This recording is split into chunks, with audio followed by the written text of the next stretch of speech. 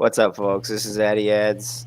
I was hoping that intro wouldn't be quite as loud because I was looking to buy a few seconds to get the live stream going on Rockfin.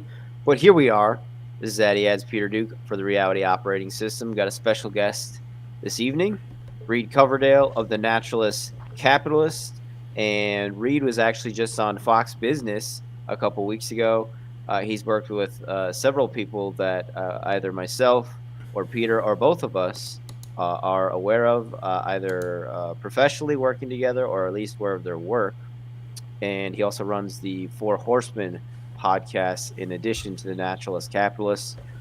We recently met up for the first time covering the People's Convoy in the DC area, specifically the Hagerstown, Maryland Raceway or Speedway, where we traveled there from the hotel in DC, where we were watching the pre-screening of Ryan Dawson of ANC Report's newest documentary, which is coming out this year.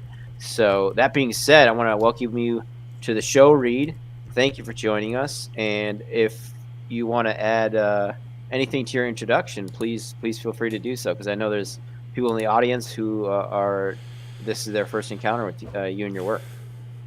Yeah, well, thanks for having me on, man. I think we found each other, or I guess we followed each other way back when, but we didn't really get to know each other until the Ghislaine Maxwell trial.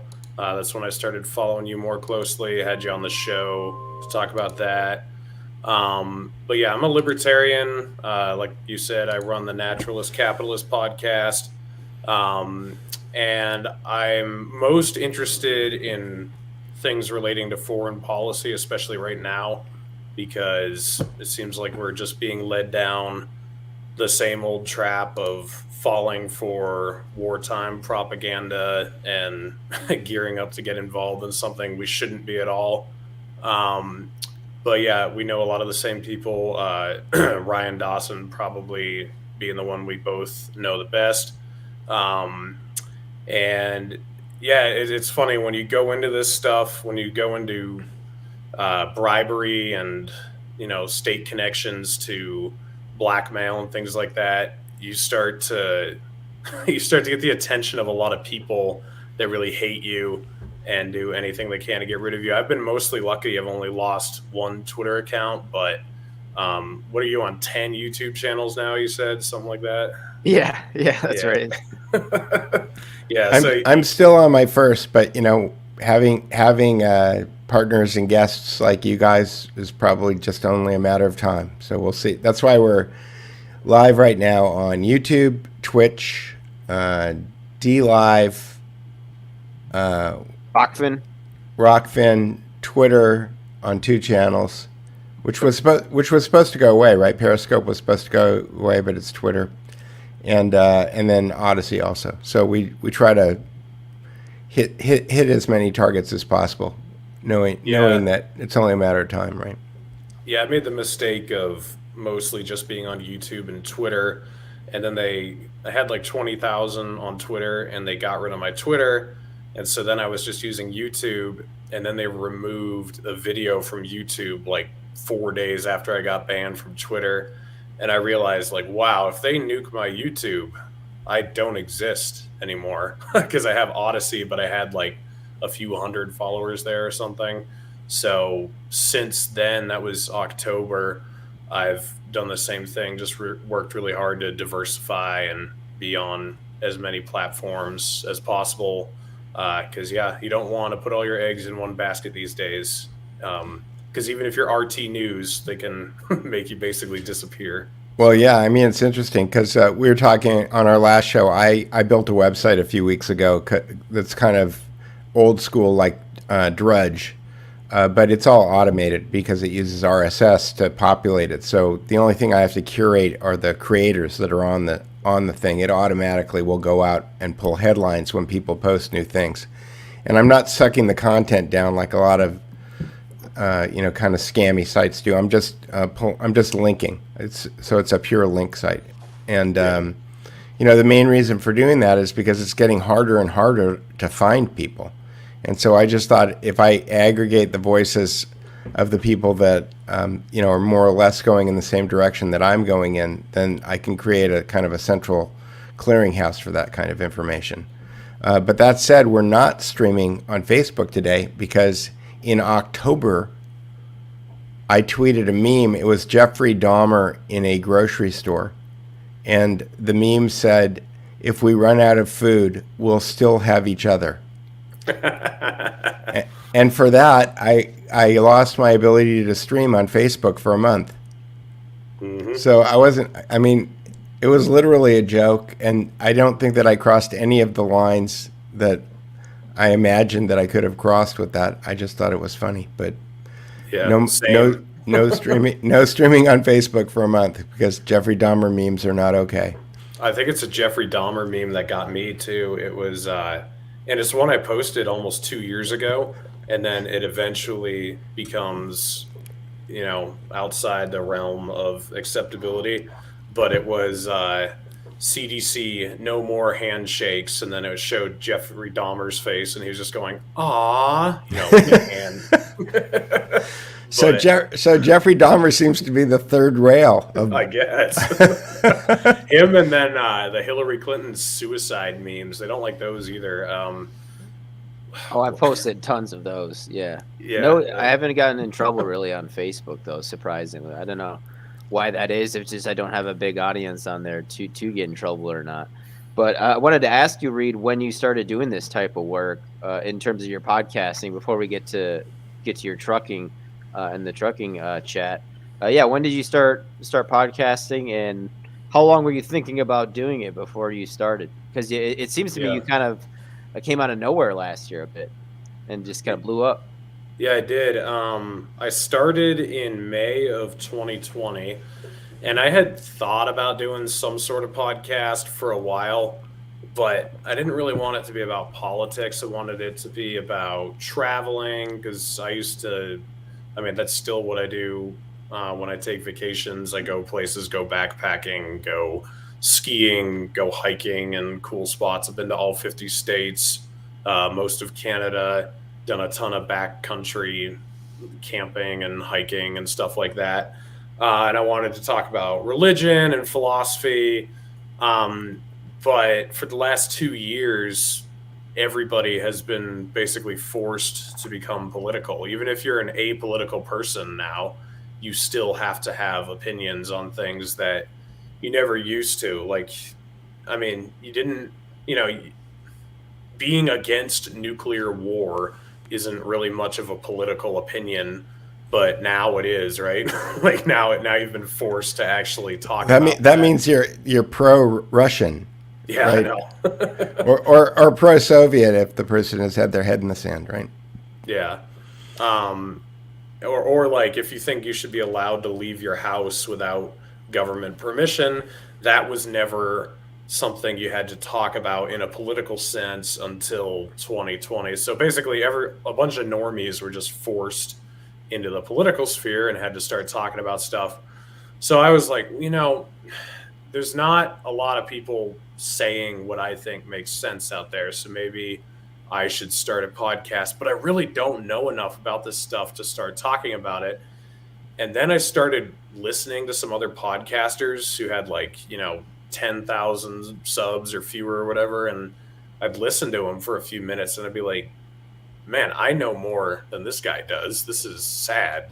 He's just getting up here and pontificating on empty platitudes and doesn't really know anything about how our financial system works or how the government works or history or anything. So I just started doing it, and I just had friends on at first, and would get 30 or 40 views per episode.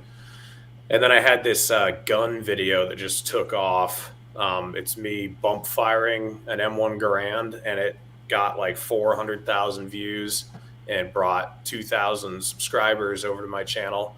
So now I had a little bit bigger of a subscriber base, but I still wasn't getting a ton of views, but it was sort of clout to try to get people on the show. I could be like, oh, look, I have 2,000 subs. I'm not a nobody or whatever. But then in the beginning of 2021, is when I really blew up. It was post-election. It was right around January 6th. All that stuff started going crazy, and I just started getting big guests. I got Ryan Dawson, Dave Smith, Kim Iverson, just a bunch of like bigger people that gave me more publicity. And then throughout the entire year of 2021, I kept just getting those bigger and bigger guests. And I was going to events. I went to Freedom Fest, Pork Fest. I ended up on some other bigger shows. And then, like you pointed out, eventually I ended up on Fox News, Fox Business. So it's pretty nuts. I feel like I was just kind of in the right place at the right time, saying the right thing. You kind of need all three of those to converge at once in order to, get popular at all. So, I've definitely put in the work, but at the same time, I was really fortunate to, come across that circumstance, I guess. And what are Freedom Fest and Pork Fest?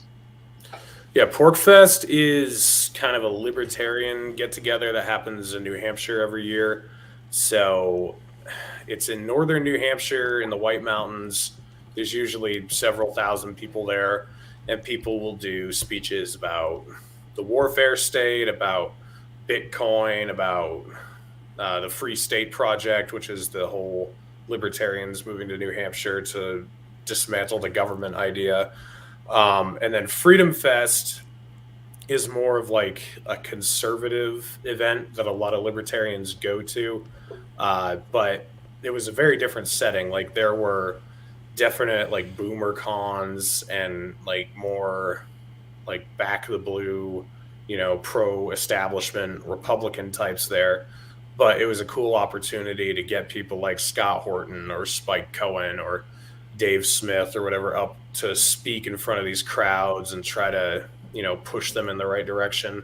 And I plan on going to both those events this year too. The Pork Fest one is always in New Hampshire. It's short for Porcupine Fest, which is the libertarian icon. And then I think Freedom Fest is in Las Vegas this year. It moves around. It moves around the country. Excuse me.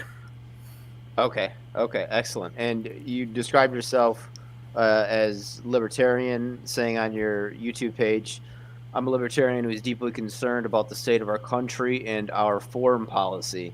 I'm trying to be a voice for libertarian principles. My goal is to bolster independent thought, dialogue between opposing arguments, and to end the power hold the establishment and gatekeepers of religious and political ideology have over our heads.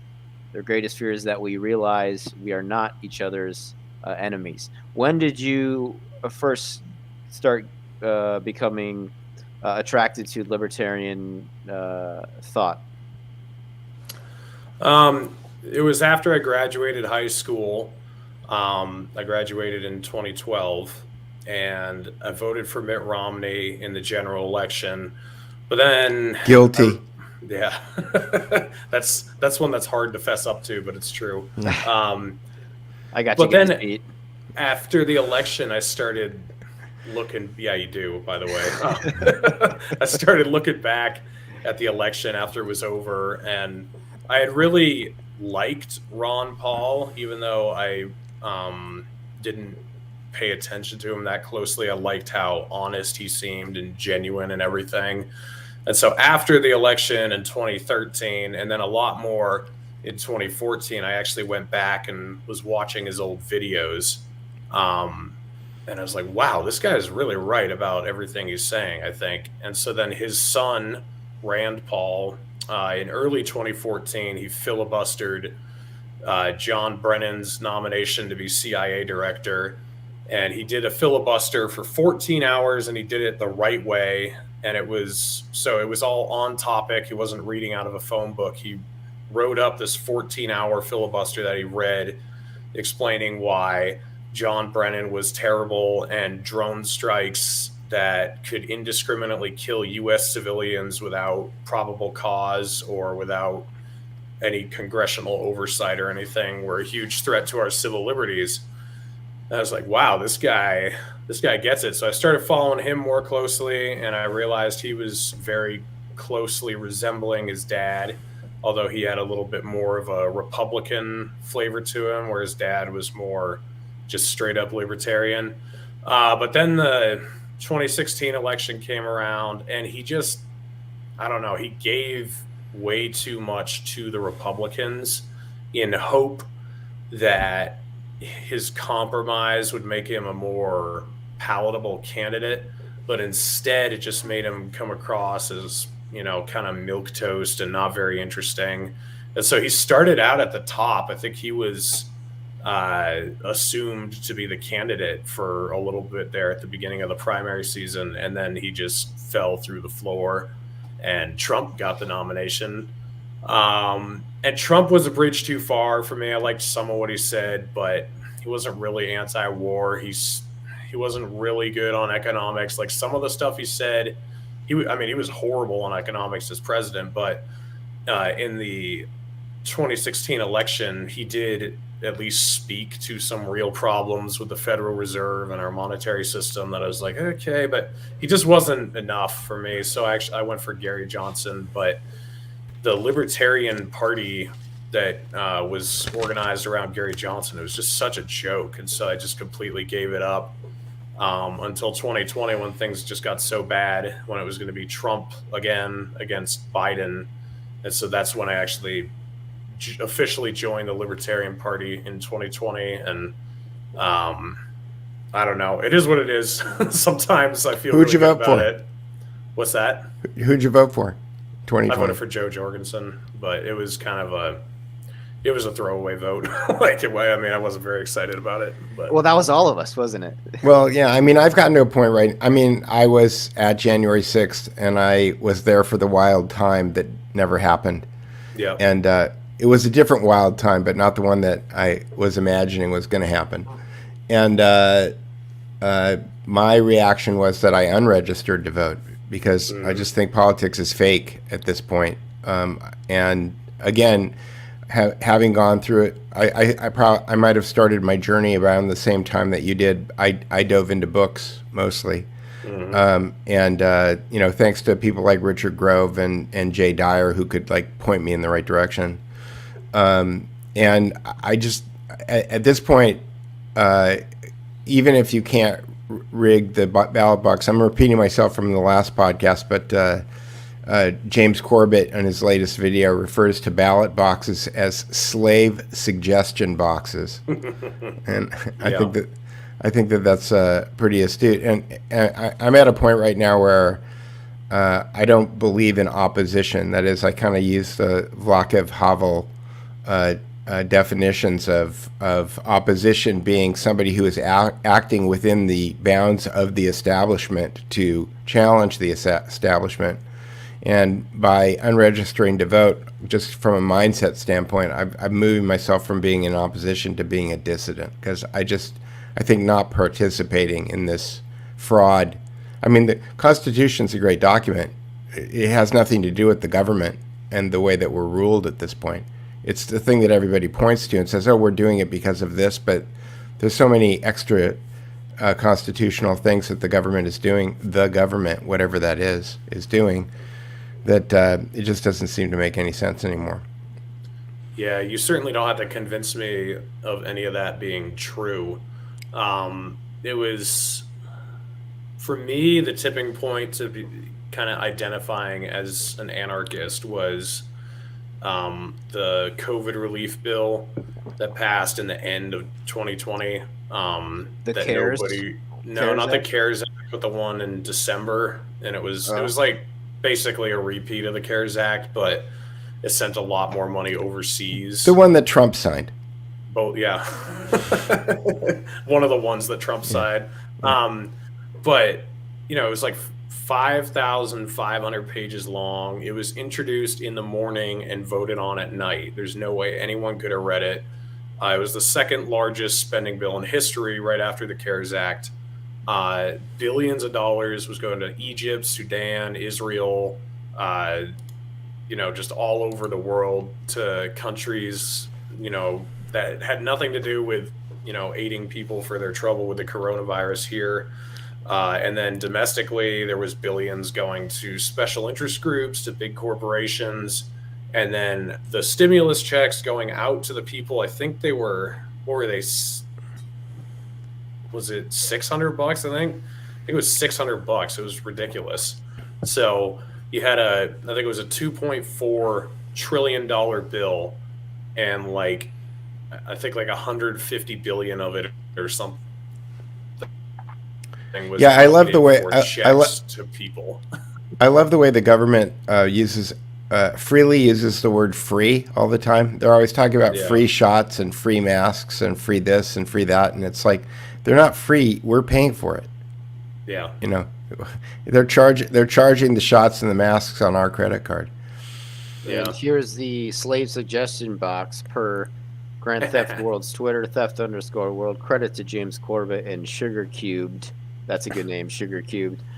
Comment from Subdialects, who's producer for Richard Grow, as far as I know. And I wanted to ask you, Reed, you're my age, I think. We're the same age. Nothing on Peter's wisdom and, outranking us in terms of life experience. Why do you think you are... Because it does seem like the people who are in this sphere are older than people like you and I. Why do you think you got interested in this stuff, seemingly at a young age relative to our peers, or a younger age relative? In which sphere, Addy? When you say spheres, geopolitics and covering it. I mean, wouldn't you say? I mean, I could think of a couple of people who are around our age, but I would say the majority of them are twice our age, or at least a decade older. Correct me if I'm wrong, but. No, that's pretty accurate. I've always been interested in politics and history and war. My view on politics and war has done a 180 from what it used to be. But when I was in early middle school and high school, I mean, I was obsessed with World War II. I was reading tons of books about it, watching tons of documentaries about it, and my takeaway was, wow, we need to make sure nothing like this ever happens again, which that part I still believe. But my approach was the exact opposite of reality. It was like we weren't involved enough before World War II to stop it from happening is the basic approach I had. Like we should have had a heavy presence in Europe still and in Asia, and we should have been doing everything we could to defeat the Nazis before they reached the level of power they had, and the same with the Japanese.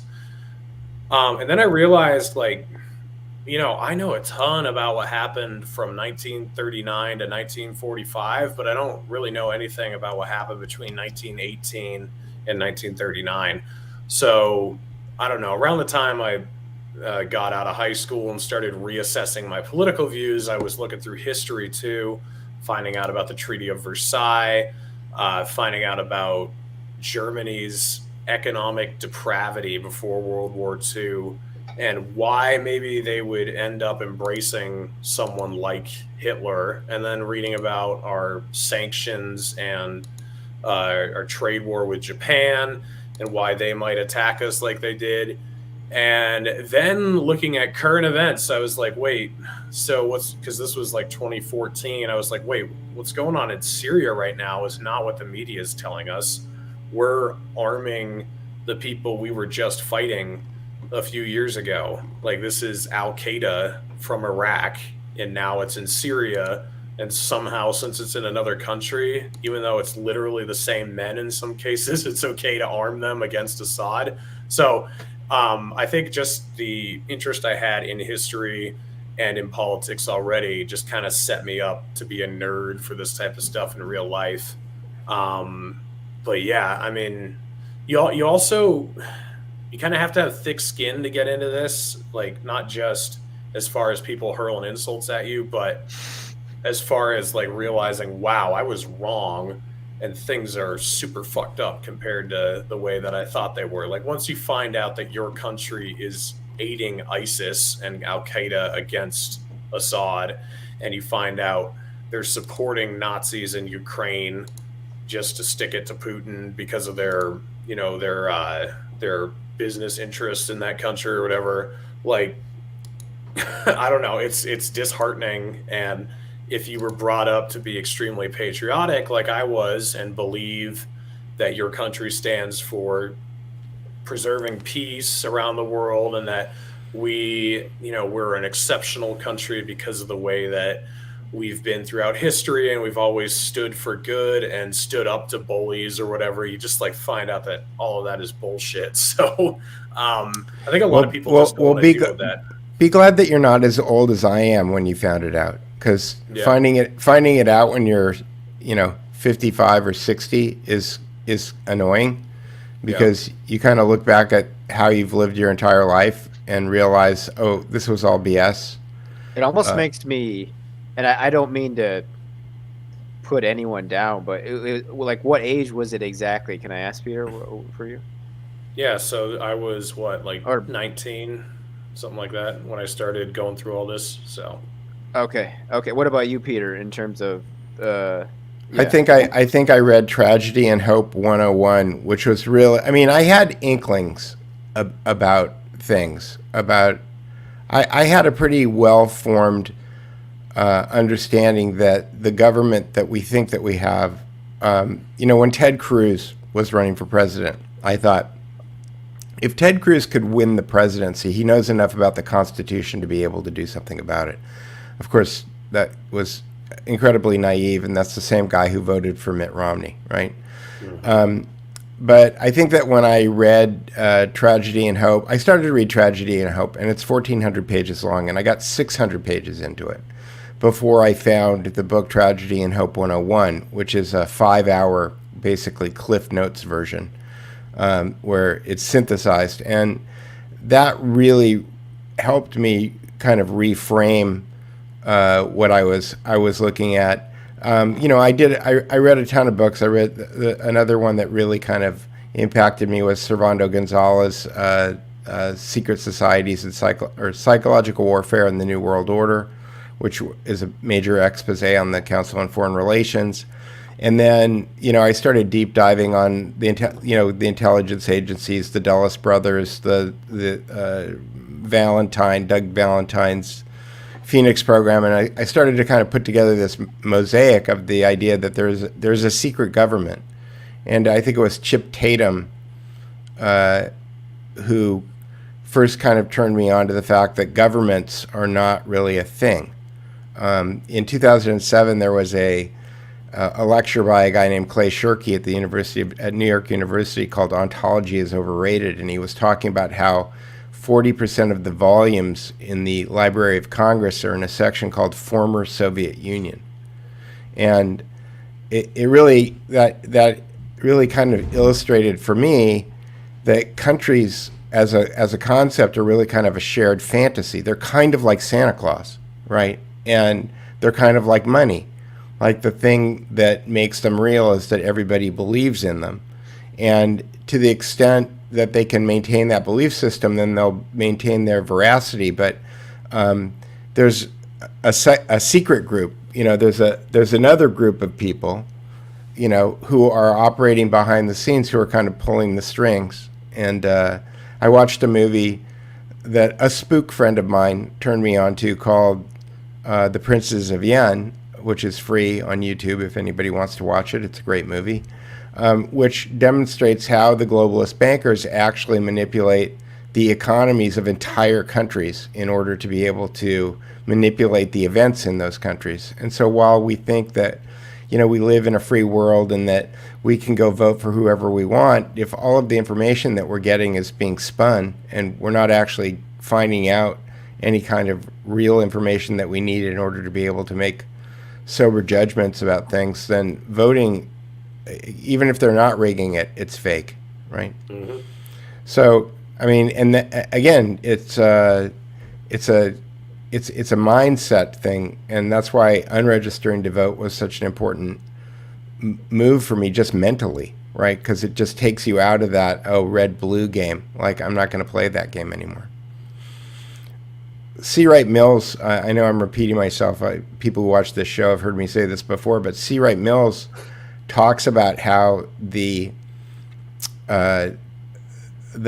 nomenclature, the taxonomy of politics has always been really confusing for Americans. And I was reminded of this when you were talking to us at the beginning, Reed, is that America is basically a conservative country, but the values that we're trying to conserve are liberal.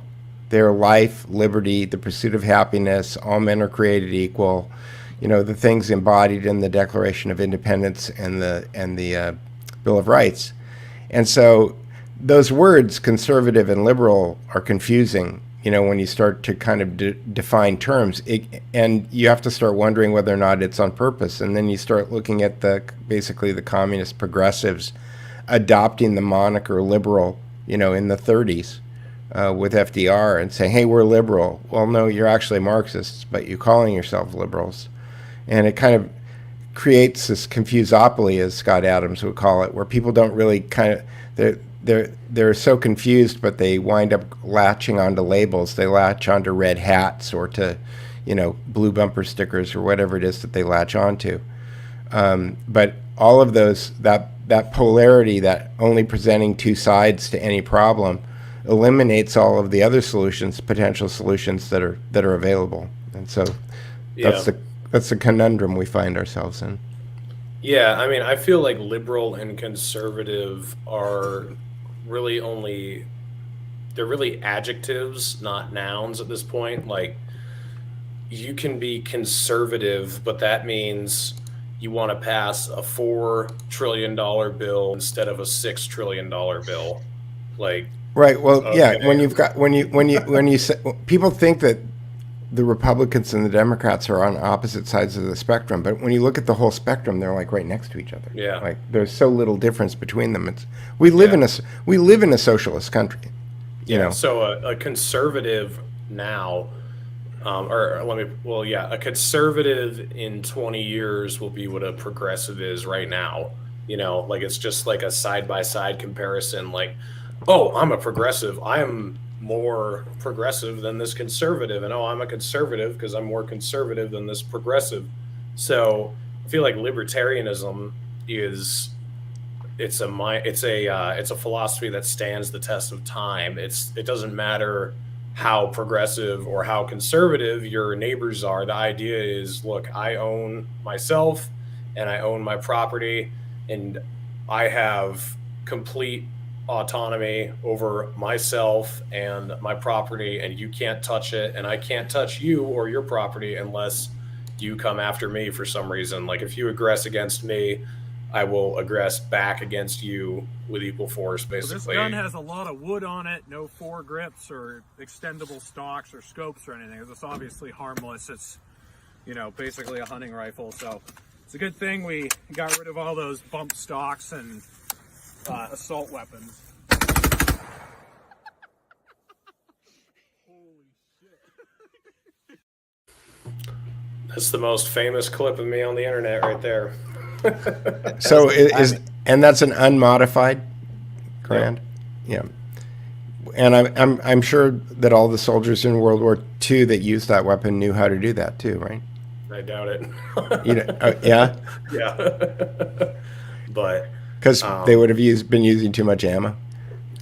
Yeah, I mean, it's certainly not a efficient way to shoot at anything. I mean, you could do that with any. Well, I don't know about any semi-automatic rifle, but you could do that with an AK-47 or an AR-15 or anything, a Mini 14, whatever. The 30-06 rounds make it easier to kind of get the rifle bouncing to get it.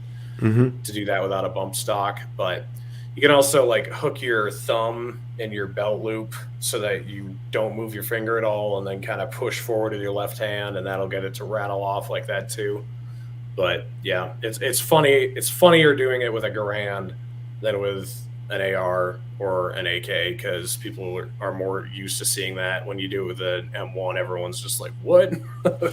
Yeah, it's interesting, as you say, effective, because I've read a lot of books on Erwin Rommel, and one of the things that used to drive the German high command crazy about him is that, having already served in World War I, his basic attitude about opening fire, the German doctrine was, you aim your gun at something and you make sure that you've got a target in sight before you pull the trigger. It was very kind of precision. You can assume with the German sensibilities that's what they would do. Rommel's basic approach was, if you see the enemy start shooting and aim later, because if you start shooting first, there's a good chance they'll turn around and run. And so when I was watching you demonstrate that on the Garand, it's like, yeah, it may not have been really effective if you were trying to hit something, but if you were trying to make your enemy think that they were up against somebody with an automatic weapon and that they needed to think twice about moving in the direction that that was coming from, that would probably be a highly effective way of using it. So Yeah. it's just my side note.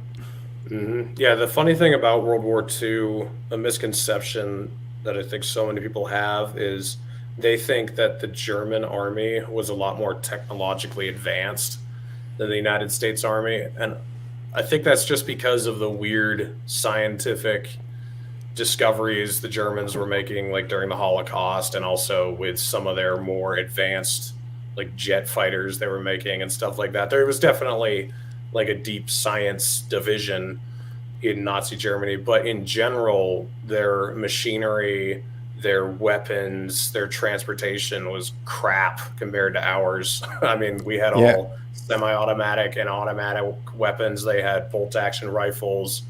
They had horses moving a lot of their artillery all the way through the war.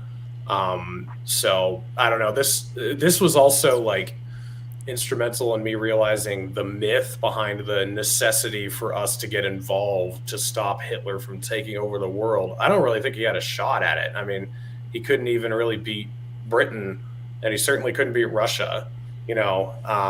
And so this idea that we swooped in and we saved the world from Nazi annihilation, it's just not true. If you right, like so numbers. We're going to swoop in and save the world from Putin, right? Right. Yeah. Yeah, I mean, to your point, I mean, I was kind of a World War II spurg when I was a kid too, and you know the main thing that I walked away with is that a lot of the German stuff was over-engineered. That is, you know, which created all, you know, they would, like the suspensions on their tanks was really cool, and they had very smooth rides, and they could go over really rough terrain very quickly, but the amount of maintenance required was like, you know, 10 times whatever a Russian or American tank was. Right. And so that over-engineering just wound up biting them in the butt too. I think also that, based on like Operation Paperclip, right? The Americans embraced the Nazis, the Nazi scientists, to an extent that they needed this shared myth that the Germans had all of this stuff that we really needed, and so all of those bad things that they did, we're going to have to forgive, and we're going to have to welcome them because they're delivering us, you know, all of this great value. When in reality, it probably had more to do with the Rockefellers, backing the Third Reich to the extent that they did, and trying to make sure that they were protecting their own intellectual property. So yeah, you've got all. There was a kid. You guys probably don't know this. There was a show on the '60s when I was a kid called Hogan's Heroes. Oh, of course I know that. And it was about kinder and gentler Nazis, right? I know nothing, Herr Commandant. Nothing. Nothing, Colonel Hogan. Nothing. Yeah. Anyway, so yeah, but all that stuff, you know. Have you seen that, Addy? Hogan's Heroes? Have you ever seen any of that? I've seen Rescue Heroes. So Hogan's Heroes is Bob. What was his name? Crane. Bob Crane. John Banner and what's Klink's name? Victor Klemperer. Victor Klemperer. Yep. Yeah, but the guy who played LeBeau really was a POW during World War II. Yeah, it's a show about. I thought it was wasn't it that his parents were killed in the Holocaust? I thought he was a kid and his parents were. He had a bad story, yeah. So it's a show about a prisoner of war camp in World War II, and they're the main officer of the prisoners is this guy named Colonel Hogan, who's played by Bob Crane, and then he has like an Australian guy named Richard Dawson and a French guy who's LeBeau, Pierre Clary, is that his name? I forget all their names, to be honest, but yeah. Anyway, and the people who ran the Commandant Klink and Sergeant Schultz were so dumb that they had tunneled out of the prisoner of war camp and were running sabotage operations in Germany behind the lines at night from inside the prisoner of war camp. And it's a comedy. It's not a drama, it's a comedy. And so, you know, again, I used to turn on these shows and think, how did they think of these ideas? And now at this point in time, I look back and I think, oh, somebody went to a TV network and said, we need to get American opinion about Nazis we need to settle it down a little bit, because we've got Werner von Braun at NASA and all these other Germans at NASA, and we need to kind of we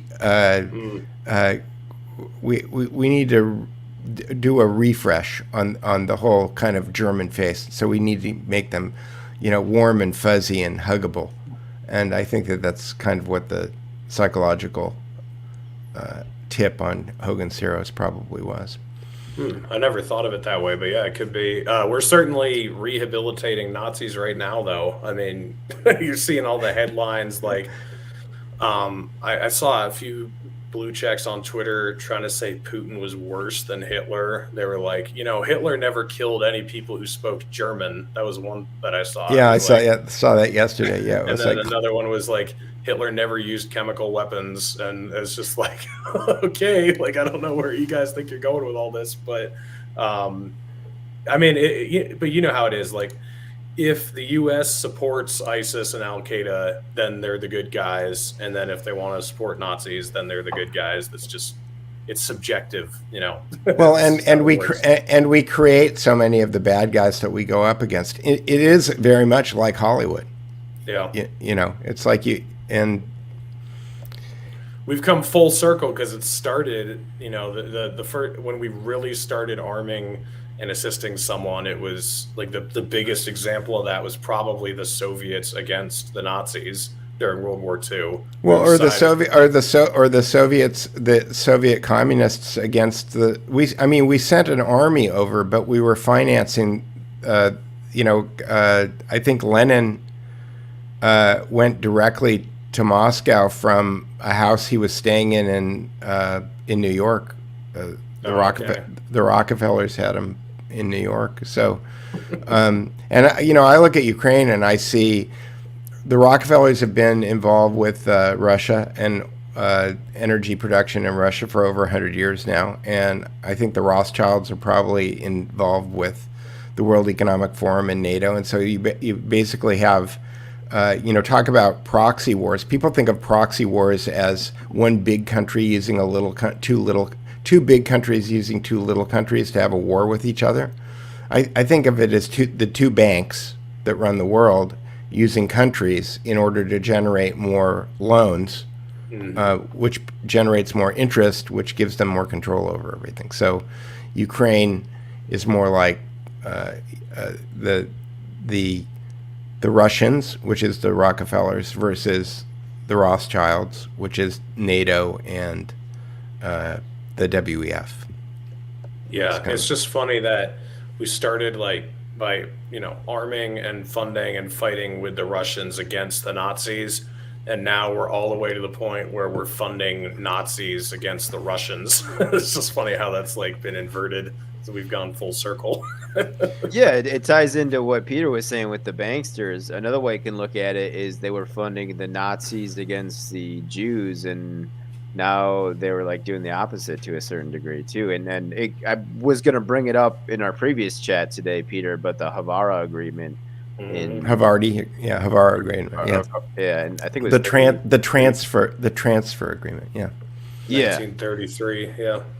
Yeah. Yeah. So it's I think both of those tie together there. I wanted to ask you, Reed, about your thoughts post-analysis of your Fox appearance, the DC trip, People's Convoy, Hagerstown, Maryland, and then what was your trip like, and that Fox appearance? What are your thoughts afterwards?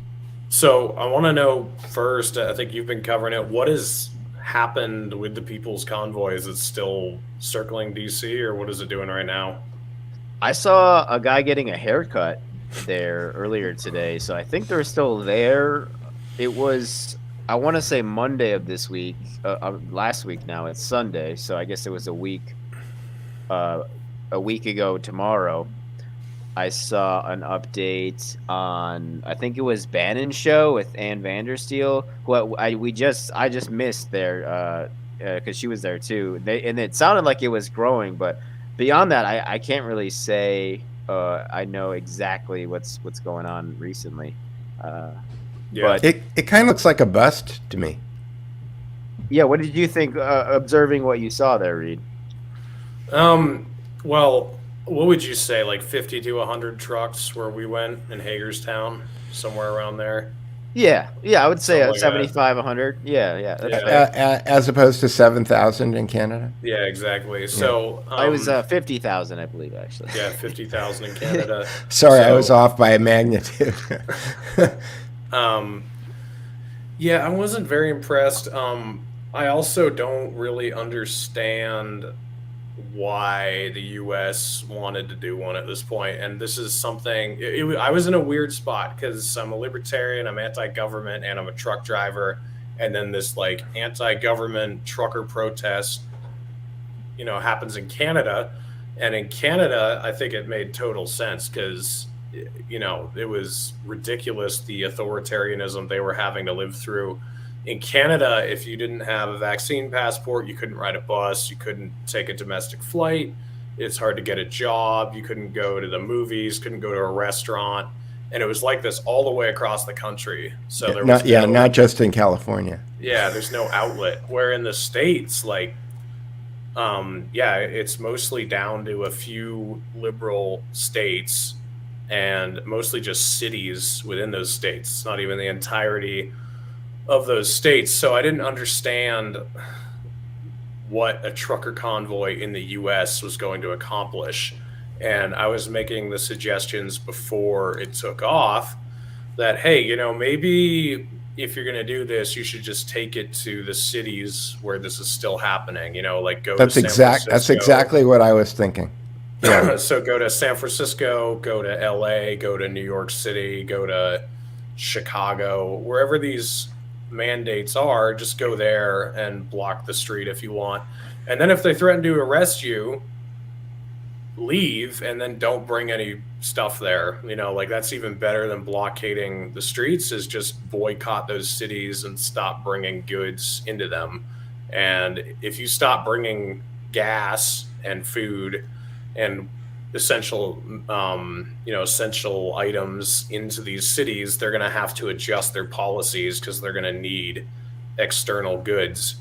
But it sounded like one of the convoys that took off from California, they got to like their second stop and they only had a few trucks, so they just kind of disbanded. Where the other one, I think, started in Missouri, and that's the one that I think we met up with in Maryland. And they're, like we said, there were like 75 trucks or so. The other thing was the culture surrounding this protest seemed like very, very right-wing and very, very Trumpian, Yes. very religious.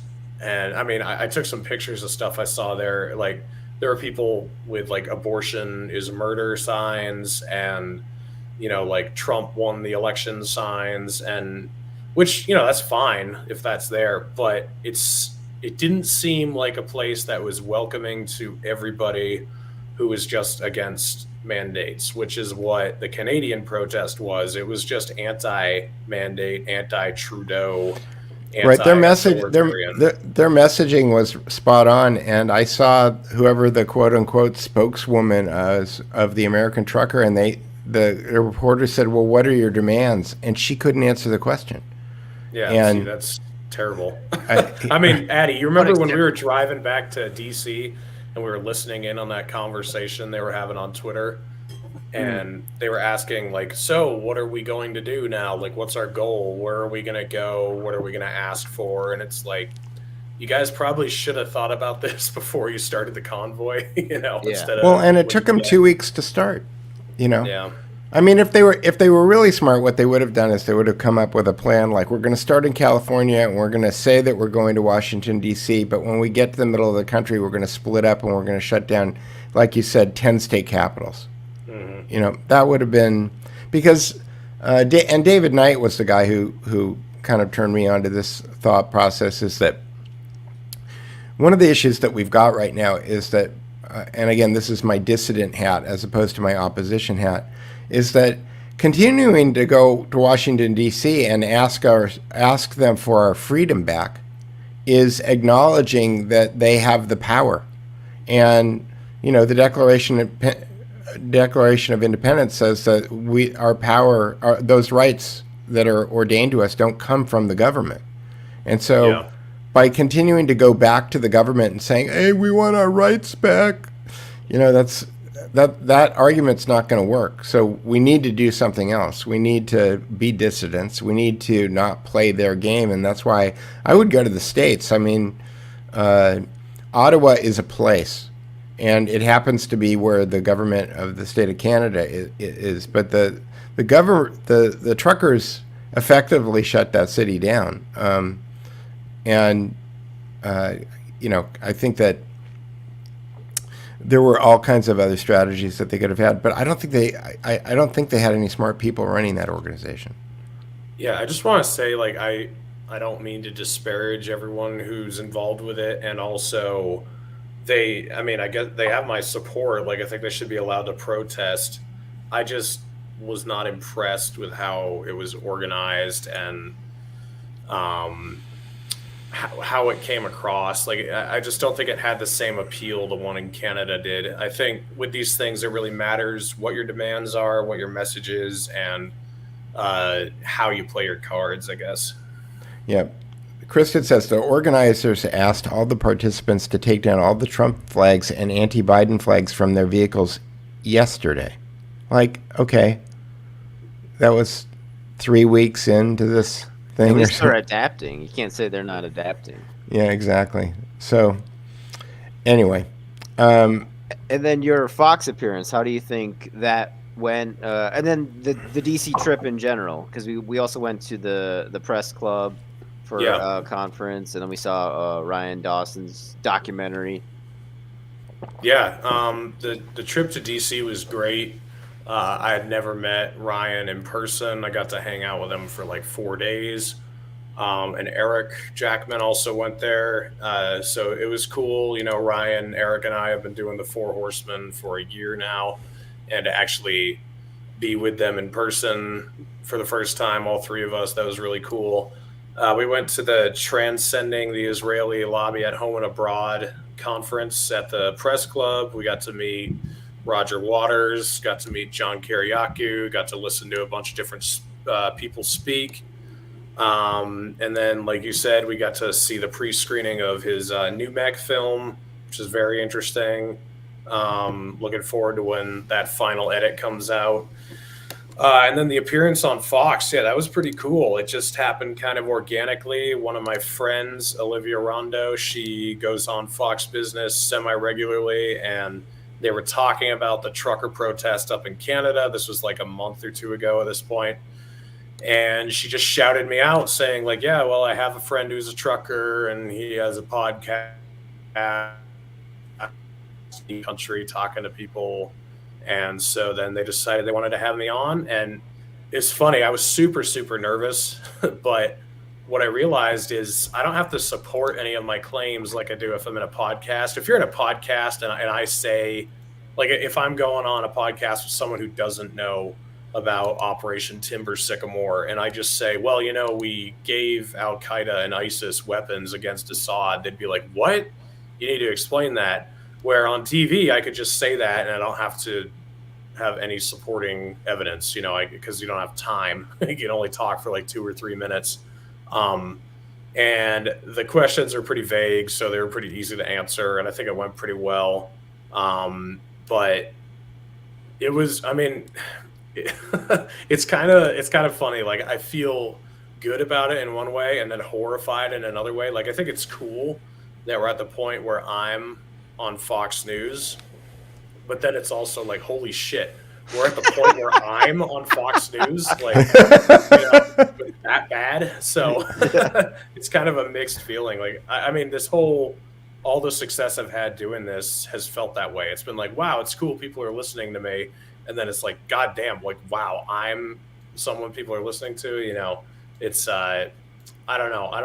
I'm not happy with the direction our society's headed in, where people, they listen to talking heads that we have and they take them seriously or care what they have to say. It's just kind of shocking. So it's at the point where a truck driver who's read some books and has listened to some podcasts is saying truer things than they are, Yeah, I could. It's definitely a valid take there. Well, I think the world would probably be better off if it was all trucker podcasts and got rid of the mainstream media.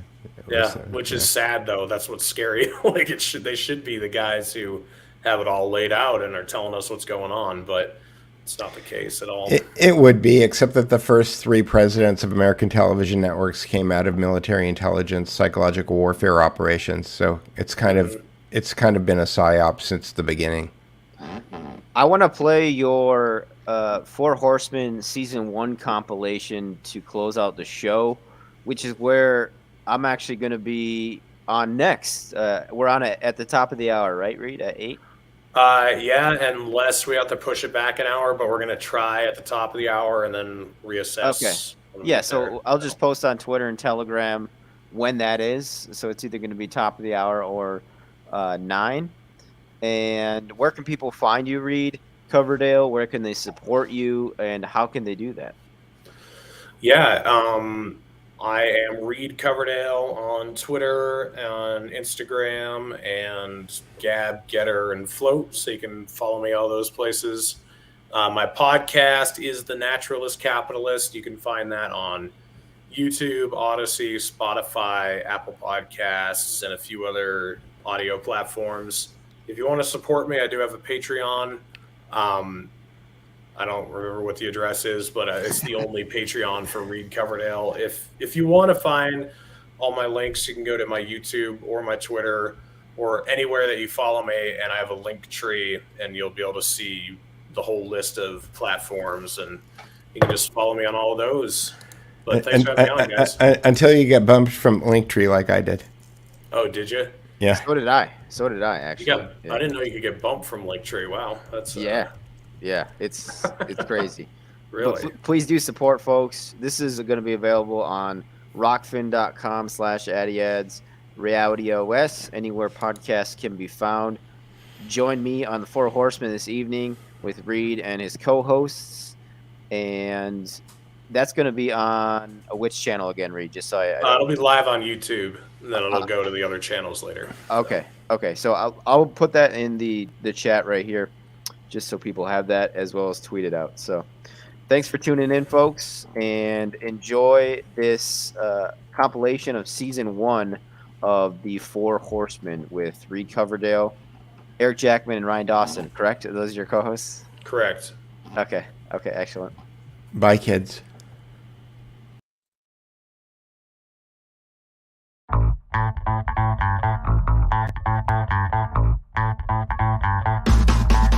Looks like one of the cockroaches in my jail cell when I was on ecstasy.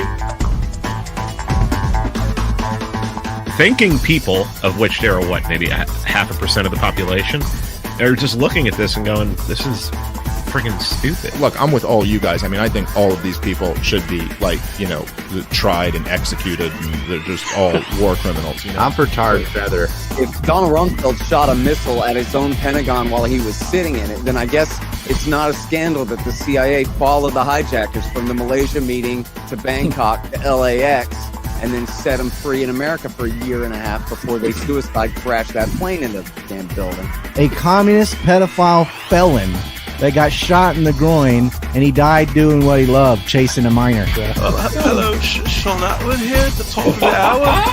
We're going to be joined by Mr. Ryan Dawson.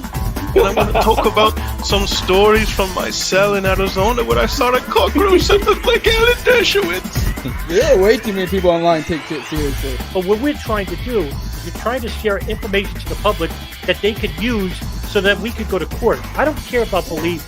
I mean, admitting airplanes is not some genius thing. I said, put me in there as governor, and I'll run them all over, but I'll put a 50 cal attached to my Suburban. Take care of the homeless in about an afternoon. Surprise!